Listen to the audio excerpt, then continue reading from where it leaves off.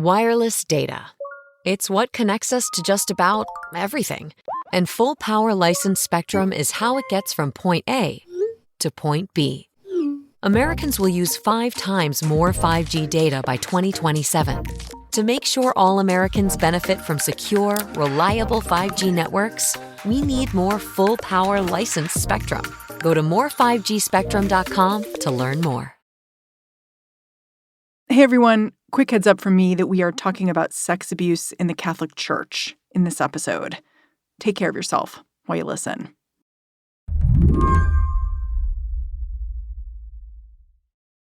Last week, the Attorney General of Illinois released a 696-page report.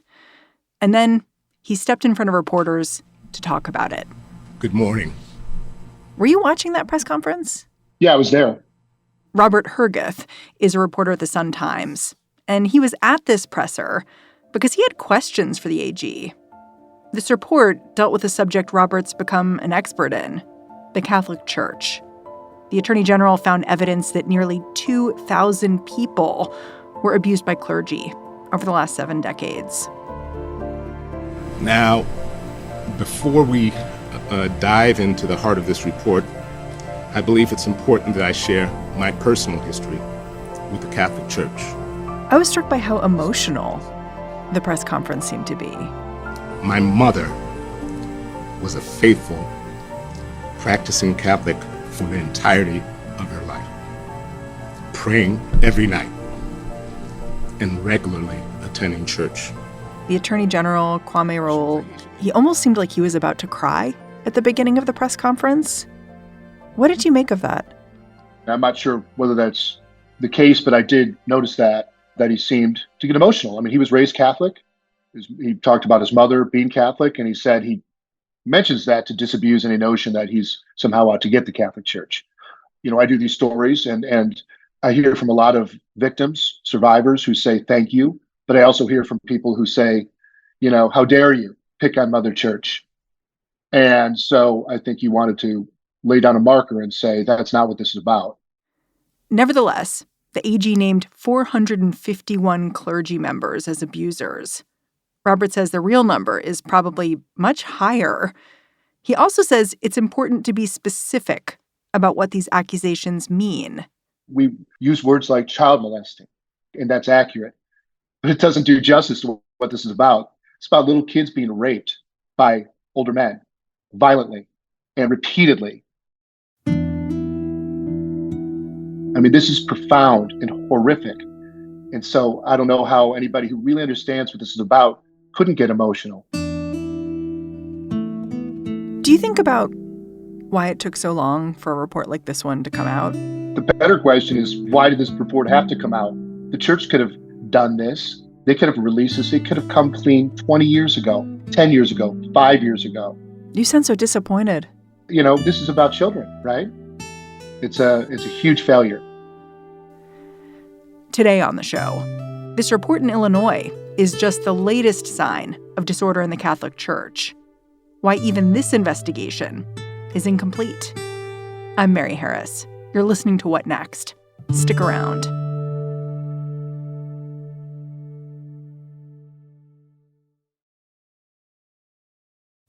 This episode is brought to you by Saatchi Art, where you can shop original artwork by the world's top emerging artists right from your home.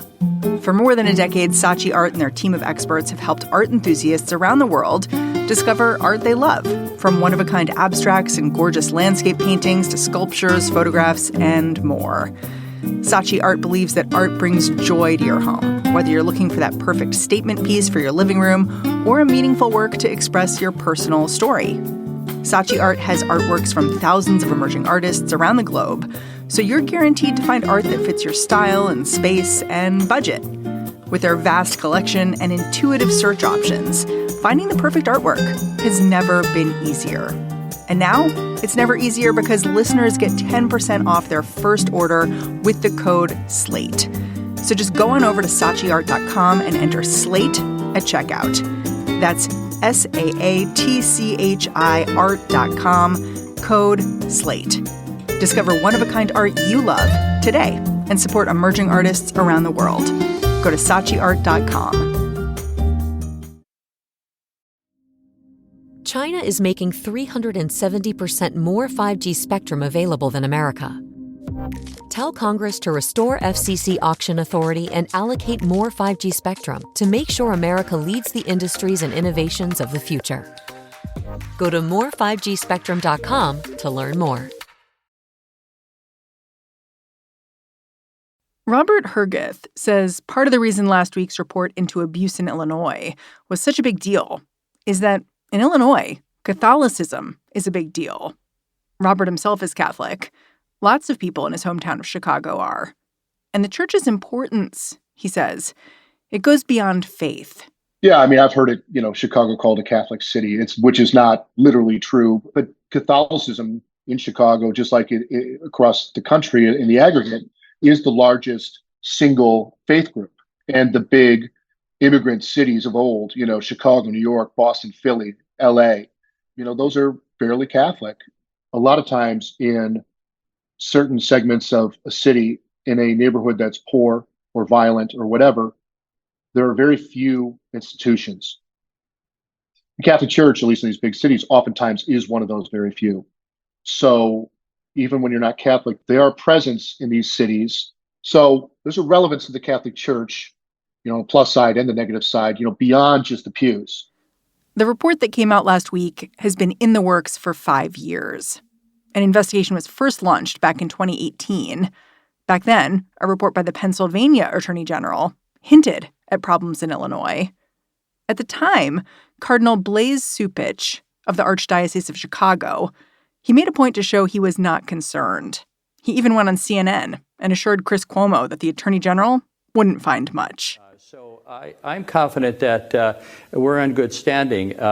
We want to make sure that we set an example here, and we do take this matter seriously. So I'm confident, yes. So you believe that after the Attorney General does her probe, she will find nothing, no cases that were overlooked by your diocese? I am. In fact, at the time, the Illinois Catholic Church had public lists of which clergy members were abusing parishioners. And those two lists had about 100 names. Fast forward to today, the report that was released showed that there were 451 Catholic clergy and religious brothers credibly accused of child sexual abuse over the last 70 or 80 years. Did that number surprise you? Yeah, it did surprise me. It's low. It's low. Yeah, I think it's significantly low. Robert says the number's still low because of how this information was gathered. The AG relied on what had been already obtained by the Catholic dioceses themselves. And that leaves room for error because it doesn't necessarily account for religious orders that operate within different dioceses. And so the AG went to the diocese, and the dioceses did have some religious order information, but did they have it all? Did the diocese have all the religious order misconduct information from all the religious orders in their area? My answer is I don't believe so. And the AG did not go to the religious orders themselves to ask for that information. So they acknowledged there could be more. It sounds like you think that was a real miss to take 5 years and then not do this due diligence of going really to the people on the ground. Well, I mean, let's put it this way. It's a blind spot. This is still now, I mean, this was a significant report. I don't want to take away from that. It was the most comprehensive thing I've seen. But I mean, it probably missed a number of people because if you don't request it from the individual organizations, the AG only has the information by virtue of the diocese. The diocese have the religious order information only if the religious orders gave it to them. We don't know who gave it to them and they didn't. In fact, I'm told some of them refused. Yeah. One of these priests, a guy named Thomas Francis Kelly, in this report, they say he abused more than 15 boys from ages 11 to 17. And then he was just moved from parish to parish. He died in 1990, so he's not here to give his side of the story. But it's so damning to read about the way the church simply moved him about rather than removing him, reporting him, doing any of the things you would think the church should do. Yes. there definitely was just like, hey, he's one of us, let's hide him. I'm not saying with him in particular, but just in general, these guys. And there also was scholarship at the time that, or science at the time where it's like these guys could be fixed. Some people believe that. So let's send him off the therapy for a year or two. And they say he's fixed. The experts say he's fixed. Let's bring him back. Of course, people know now that's not how it works. So, it was bad science, ignorance to the science, but also nefarious, malicious intent on many occasions too. Was it a twisted attempt to offer a kind of grace to these abusers? Like he can change and we can give him a second chance? Probably. I mean, Christianity, it preaches forgiveness, right? And so these guys are supposed to live that model of Christ. And so therefore, yes, they are often quick to forgive, but there's a difference between forgiving and being stupid and bringing somebody back into the fold who's done X, Y, and Z. Somebody who's robbed a bank, they said they're sorry. Do you hire him as a teller? Yeah.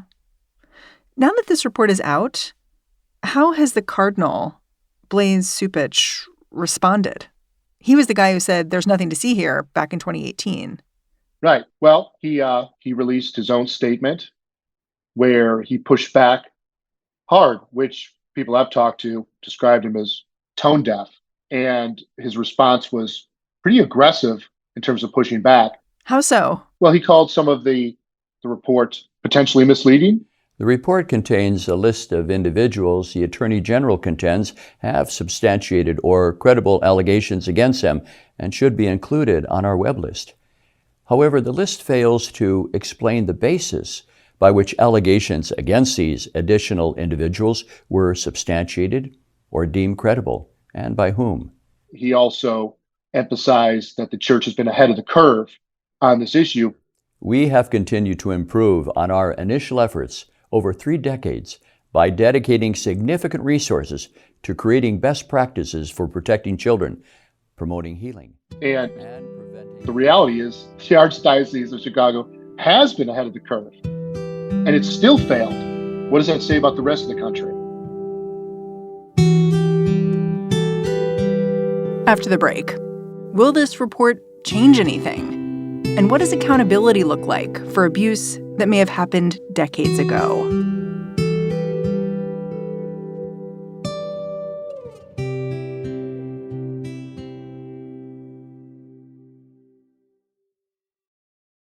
This episode is brought to you by Masterclass. You know Masterclass, the streaming platform that can teach you just about anything with the help of instructors who are the best in the business. And when I say they can teach you just about anything, I mean it. For me personally, when I'm not sitting in a studio doing interviews, I'm probably in my kitchen making something to eat. And I'm always looking for how to do that better, which is why it was so cool for me to see that Masterclass offers a course with Chef Alice Waters. She will teach you how to make Chez Panise's classic galette. But if cooking is not your thing, Masterclass definitely has something that is. There are over 180 classes to choose from. Alicia Keys teaches songwriting. Steve Martin teaches comedy. And an annual membership starts at $10 a month. You get unlimited access to every instructor, thousands of online lessons, exclusive content, insights, and much more. Get unlimited access to every class. And right now, as a What Next listener, you get 15% off when you go to masterclass.com/whatnext. That is masterclass.com/whatnext for 15% off an annual membership. masterclass.com/whatnext. The hearing will come to order. Good morning, Judge. Welcome to the blinding lights. Coming soon from Slate Podcast. Members of this committee have asked, who is the real Clarence Thomas? What is the real Clarence Thomas? Which is the real Clarence Thomas? Justice Thomas was a radical. He's this almost like Shakespearean figure. He was closely aligned with Malcolm X and the most liberal of ideology. And that is a puzzle. I don't know that I would call myself an enigma. I'm just Clarence Thomas. I'm Joel Anderson, and on this season of Slow Burn, we'll explore how a black man from rural Georgia went from being a college radical to a conservative icon. If having an experience in predominantly white spaces, particularly a traumatic experience, can radicalize you to the left, then it certainly can radicalize you to the right. You'll hear from his closest family and friends, including his political mentor. We had the lights turned way down low, and he said to me, "Jack, do you know what this is? It's a high-tech lynching." And you'll hear from women who knew Thomas long before he was on the Supreme Court. He would say, "I'm their guy." I don't think he ever realized that he was being manipulated. I don't think he realizes it now. We'll look at where Thomas came from, his rise to power, and how he's brought the rest of us along with him, whether we like it or not. So look, when I talk about Clarence Thomas, there are going to be two groups of listeners, and neither one are going to like what I say. So my question to you is, why am I doing this interview? Slow Burn Season 8, Becoming Justice Thomas, is out Wednesday, May 31st, wherever you listen. Did you ever forgive Joe Biden for that? Yeah, I had to forgive him. I never forget, no. This report from last week, it wasn't associated with any criminal charges. Not yet, anyway. And one of the things Cardinal Cupich in Chicago wanted to make clear in his response to this investigation is that none of the accused clergy members have any authority in the church anymore. Robert Herguth, he says that's cold comfort to survivors. And it shouldn't be much comfort to the rest of us either. Many are walking the streets, the guys that are still alive. They were kicked out, and guess what? They're out there living in the community. But here's the other thing. They're not on a sex offender registry, like maintained by, say, the state police or something, because many of them were never arrested, charged, or convicted of sex crimes. They were internally administratively accused or maybe civilly accused. Then they're kicked out or they're forced out or they resign or whatever they do.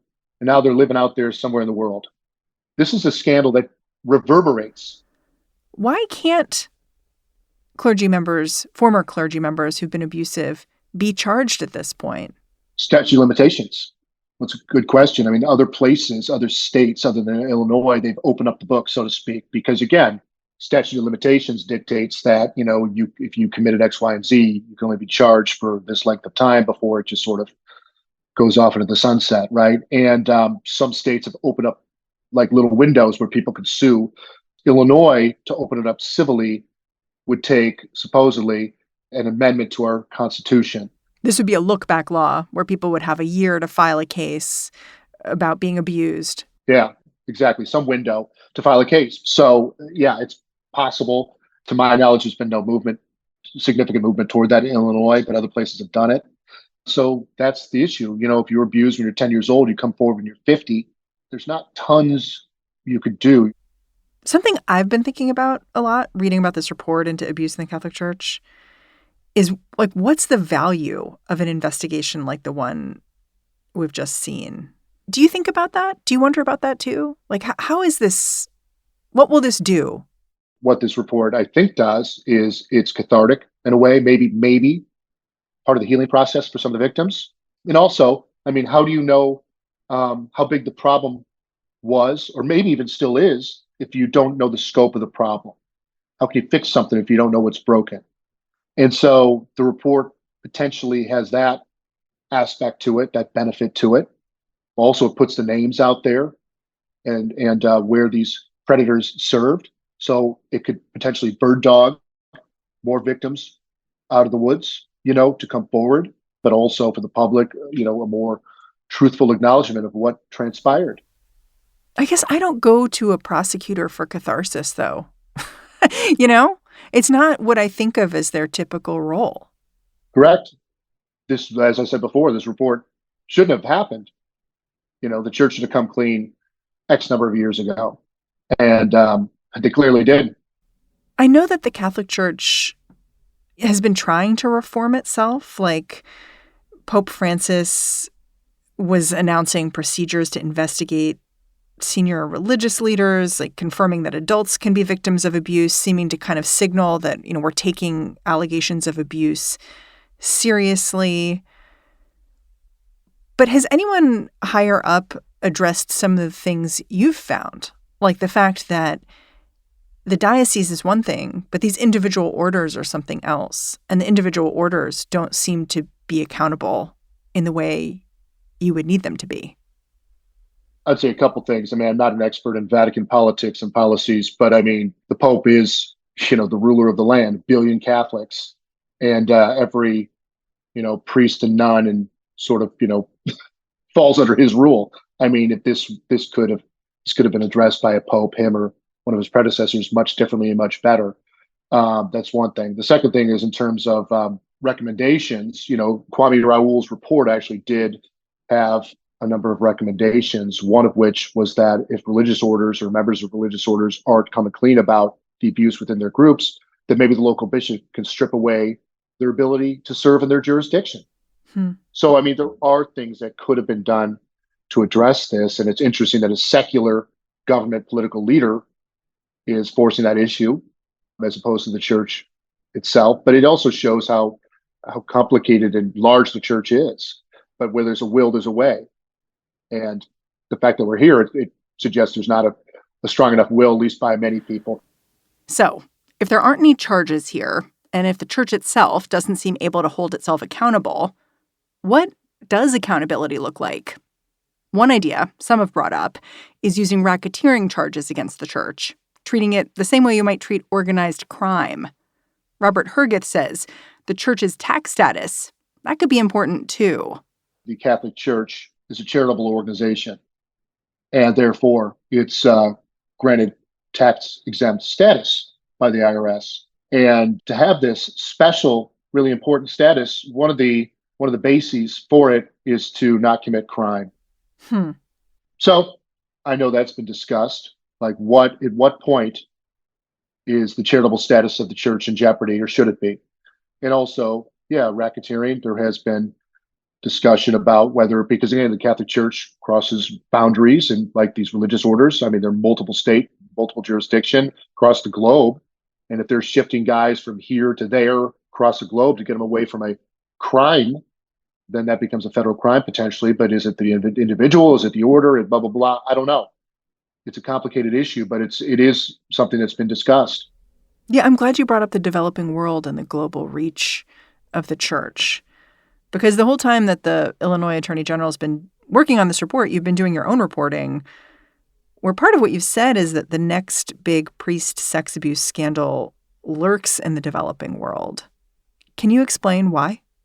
Catholicism, well, it's shriveling in the U.S., in the Western world, which is becoming more and more secular. It's exploding across parts of the developing world, parts of Africa, for instance, where there are very few structures in place, let's say, police, government, or even education for that matter. There's one religious order based in the Chicago area that's a missionary order, which means that they spread the gospel across the globe or where they think it's needed. A lot of that's in the developing world. And a number of their predator members served at various times in those places. Do they abuse there? In some cases, yes. Some cases, I don't know. I think sometimes, just like in this country, 20, 30, 40 years ago, people were less likely to report this if you were abused as a kid. In those places, people are likewise very reluctant because of social structures in place, family dynamics, cultural dynamics, etc. So I think that is, unfortunately, going to be a huge problem. It already probably is. Yeah. And the developing world is pretty far removed from the jurisdiction of the AG there in Illinois. Correct. So is it really just up to every little local jurisdiction to figure this out? Yeah. But I think more importantly, it's up to the church to figure this out, since these people work for them and they're in the business supposedly of good. So do good. I wonder how you think about the attention that this report got. Because to me, it seemed like it got a few stories over a couple days, but it didn't seem to get as much attention as maybe the news about abuse in 2018 did. Does that matter? Is that important? I think people are fatigued. I mean, again, this verse started emerging in the late 80s, early 90s, but I think people are exhausted by this. How do you avoid being exhausted by it? It is exhausting. I mean, I don't like writing about this. It's not a fun subject. It's, I think it's important. there's still so many problems and secrecy in Chicago and beyond. Robert, I'm so grateful for your time and for your reporting. Thanks for coming on the show. Thanks for having me. Robert Herguth is an investigative reporter at the Chicago Sun-Times. And that's our show.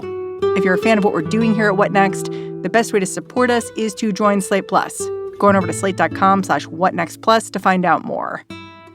What Next is produced by Elena Schwartz, Rob Gunther, Anna Phillips, Paige Osborne, and Madeline Ducharme. We are led by Alicia Montgomery with a little boost from Susan Matthews. Ben Richmond is the Senior Director of Podcast Operations here at Slate. And I'm Mary Harris. You can go track me down on Twitter. I'm at Mary's Desk. Thanks for listening. Talk to you tomorrow.